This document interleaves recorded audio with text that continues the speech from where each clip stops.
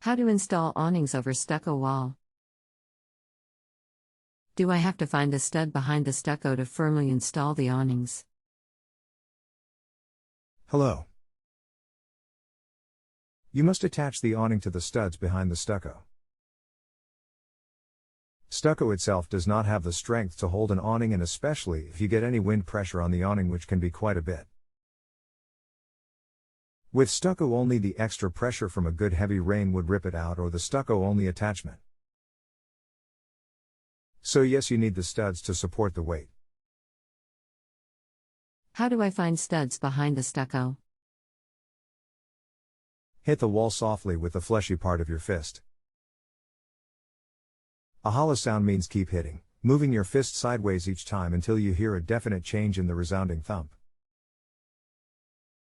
A higher pitch, sharper sound indicates you've found your stud. A smooth interior drywall surface can make locating studs easier. Mark the stud location and measure the distance in between each one. Now once you find the first outside, similar to thumping a watermelon or cantaloupe for ripeness, you know the distance to the next one outside based on the distance you determined inside the house with a stud finder.